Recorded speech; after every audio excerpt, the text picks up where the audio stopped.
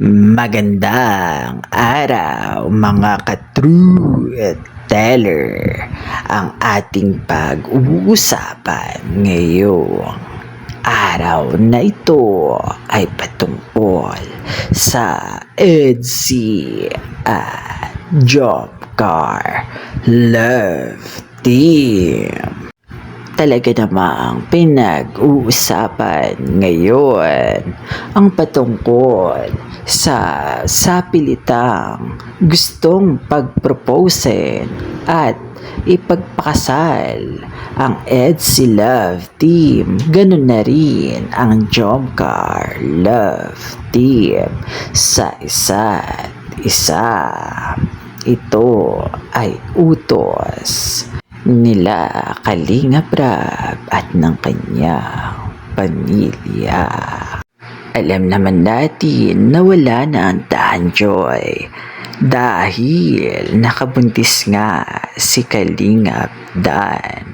Ang aking pinagtataka ngayon ay bakit si Carla at si Viancy ang nagsasuffer sa mga kagagawan ng pinsan ni Kalingap Rab na si Kalingap Dan. Alam naman natin kung gaano niya pinaasa ang mga tao na gusto niya talaga si Joy. At ngayon ay nagkabukingan na, ay bigla na lamang siyang nawala. Kaya naman ang ibang love team ang nagsasuffer, katulad na lamang nila Viancy at Carla na ngayon ay gusto na at sapilitan silang gustong ipakasal sa bawat partner nila para lamang patunayan sa mga taong bayan na sila ay totoo, na sila ay hindi scripted, katulad na lamang na nangyari kila Kalingap Dan. Bakit? Bakit kailangan silang mag-suffer?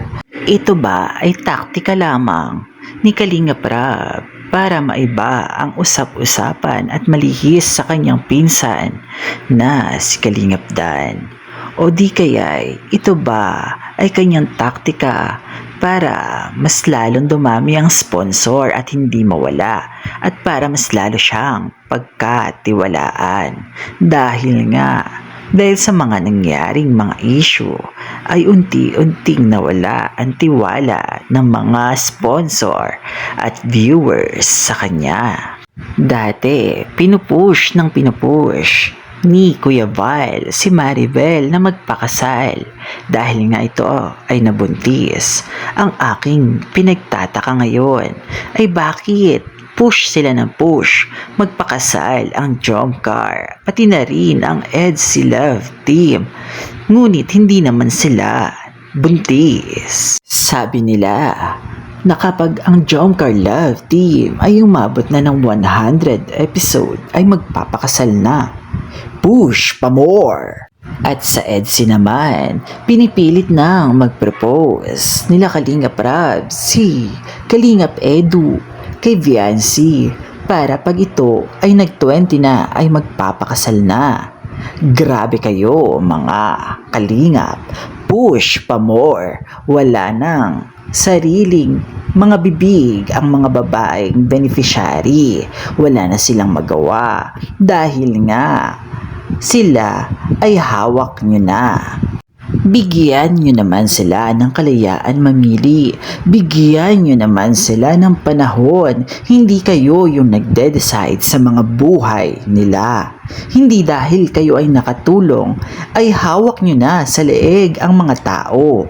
Alam naman natin na nag-aaral pa si Viancy, pati na rin si Carla. Tama bang i-push ang pagpapakasal?